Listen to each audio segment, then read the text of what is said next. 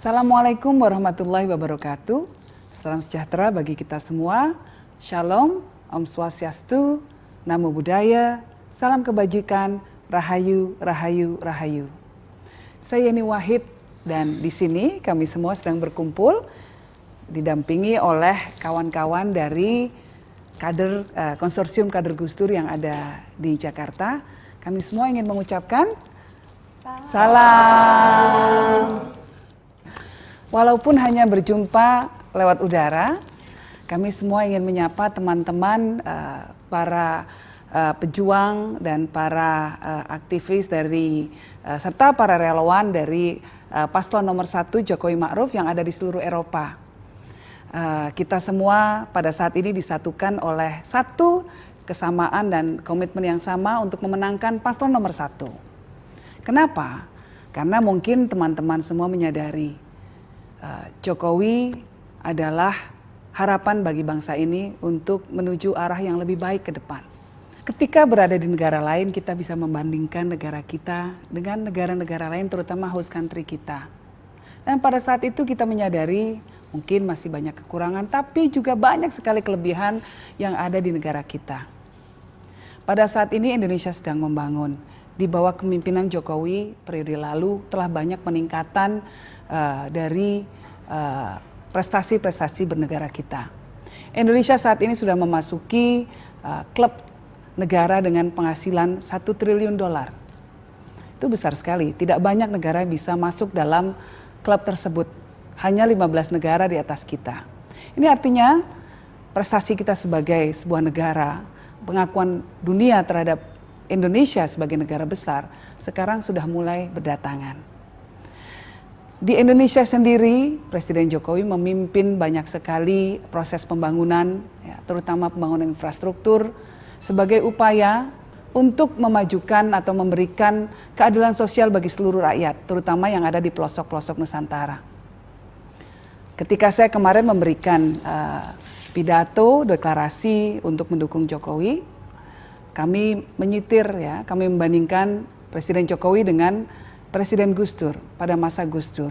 Gus Dur menghadirkan keadilan sosial dengan cara memberikan perlindungan, memberikan hak dasar warga negara tanpa membedakan latar belakang suku, agama, etnis, dan kepercayaannya. Presiden Jokowi ingin menghadirkan keadilan sosial dengan cara memberikan hak bagi semua warga yang ada di pelosok Nusantara. Kita menyaksikan sendiri bagaimana Presiden Jokowi tanpa canggung masuk keluar belusukan ke daerah pedalaman, ke pasar-pasar, ke desa-desa. Dan itulah yang menarik bagi kita semua. Seorang presiden yang dekat dengan rakyatnya. Seorang presiden yang mau gerah ikut berkeringat bersama rakyatnya. Inilah sosok yang menarik bagi kita semua karena itulah beliau kita dukung. Upaya Jokowi lainnya untuk menghadirkan keadilan sosial bagi masyarakat, kita lihat contohnya adalah dengan menghadirkan kartu Indonesia Sehat, kartu Indonesia Pintar, dan lain sebagainya. Teman-teman yang di Eropa sangat mengerti bahwa program tunjangan sosial atau social safety program itu adalah suatu hal yang sangat lumrah ada di negara-negara Eropa. Dan sekarang ini yang dihadirkan oleh pemerintah Jokowi. Saat ini siapapun yang sakit, apakah dia kaya, apakah dia miskin, dia berhak untuk mendapatkan pengobatan. Demikian juga dalam bidang pendidikan. Sekarang setiap anak, apapun latar belakang orang tuanya, kaya atau miskin, tidak mampu, mereka juga bisa bersekolah demi mendapatkan masa depan yang lebih cerah. Di bawah kepemimpinan Jokowi, negara kita menjadi negara yang lebih berdaulat. 50 tahun lebih, beberapa perusahaan yang beroperasi di Indonesia dimiliki oleh asing, kepemilikan mayoritasnya. Di bawah kepemimpinan Jokowi, contohnya Freeport, sekarang 51% sahamnya sudah dimiliki oleh bangsa Indonesia. Hal-hal seperti inilah yang membuat kita merasa bahwa pada zaman ini kita membutuhkan seorang pemimpin seperti Jokowi. Namun tentu ke depan masih ada tantangan-tantangan yang harus dihadapi.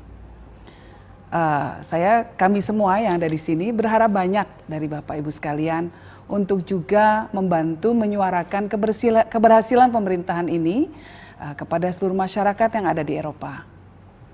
Salah satu tantangan ke depan yang dihadapi tentu adalah ancaman hoaks, penyebaran data-data palsu, info-info palsu yang sekarang banyak beredar di sosial media maupun di grup-grup WA. Kami berharap teman-teman yang ada di Eropa juga ikut aktif, berperan aktif untuk mencegah penyebaran hal-hal semacam ini, ikut membantu, mencegah dan melakukan klarifikasi agar info-info semacam itu tidak banyak beredar di tengah-tengah masyarakat. Mbak, ini ada pertanyaan dari Pak Tarto. Oke, terima kasih. Oke, ini ada pertanyaan, saya bacain aja ya dari Pak Tarto. Bagaimana politik SARA, identitas dan anti pluralisme tidak terjadi lagi seperti di Pilkada DKI? Ini pertanyaan yang bagus sekali. Terima kasih Pak Tarto atas pertanyaannya. Jadi memang pada saat ini suasana dunia membuat kontestasi politik banyak diwarnai oleh politik identitas. Negara kita pun termasuk yang mengalami gejolak semacam itu. Politik identitas menggunakan SARA banyak dipakai oleh kelompok-kelompok yang buat saya tidak bertanggung jawab. Karena SARA itu punya potensi untuk memecah belah masyarakat. Nah, kita harus memahami kenapa mereka memakai politik SARA. Karena politik SARA paling gampang untuk memprovokasi masyarakat. Paling mudah untuk mengharu biru dan menciptakan emosi di tengah-tengah masyarakat. Karena itu tugas kita semua adalah untuk membantu meredam isu-isu SARA berkembang di tengah-tengah masyarakat kita. Caranya gimana? Caranya tidak dengan cara konfrontatif. Orang yang menggunakan politik identitas biasanya adalah orang-orang yang ingin menciptakan rasa takut di tengah-tengah masyarakat. Politik mereka berdasarkan rasa takut. Rasa takut hanya bisa dilawan dengan satu hal, yaitu apa? Politik berdasarkan rasa cinta. Menurut saya itu jawabannya. Ketika lawan politik kita menggunakan gimmick-gimmick negatif, kita harus selalu tersenyum, merangkul dan menggunakan gimmick-gimmick positif. Tidak usah melakukan konfrontatif, saling mengejek, saling membuli. Tidak, tapi gunakan cara-cara simpatik untuk terus merangkul mereka. Orang yang takut tidak bisa kita takut-takuti. Tetap tidak bisa kita marahi. Yang bisa kita lakukan adalah meredam rasa takutnya. Mendengarkan keluh kesahnya. Pegang tangannya, dengarkan mereka. Baru setelah itu beritahu apa sih sebetulnya fakta-fakta yang ada. Kalau kita aktif menyuarakan kebaikan, hal-hal positif di tengah masyarakat, ini akan meredam isu SARA yang ada di tengah-tengah masyarakat saat ini. Saya harap teman-teman di sana mau membantu perjuangan kita semua. Buat teman-teman yang ada di sana jauh dari kampung halaman, salah satu hal yang kadang dikangenin tentu adalah makanan-makanan yang tidak bisa didapat di sana. Saya bukan yang mau ngiming-ngimingin, tapi pada saat ini di depan saya ada kerupuk. Dan kerupuk ini paling enak dimakannya pakai kecap. Itu biasanya cara saya makan kerupuk. Untuk pilihan kecap, kita selalu pilih nomor 1. Nah, kecap saja nomor 1, apalagi kalau kita akan memilih presiden, tentunya kita harus memilih nomor 1. Nah, buat teman-teman yang ada di Eropa sana, mungkin perlu mendengar slogan dan yel-yel yang digunakan untuk mensosialisasikan pasangan nomor 1. Yuk kita semua kasih contoh ya buat teman-teman di sana. Oke, kita rame-rame. Oke, Jokowi menang, menang, menang. Amin. Demikian dari kami di Jakarta, dari Konsorsium Kader Gus Dur. Semoga suatu hari nanti kita semua bisa bertatap muka secara langsung. Namun sebelum itu terjadi, kita tetap harus menyatukan semangat, menyatukan komitmen untuk memenangkan pasangan nomor 1. Dari kami semua, kami mengucapkan salam. Assalamualaikum warahmatullahi wabarakatuh. Semoga Tuhan Yang Maha Kuasa meridhoi dan selalu melindungi langkah-langkah kita ke depan. Jokowi menang, menang, menang. Amin.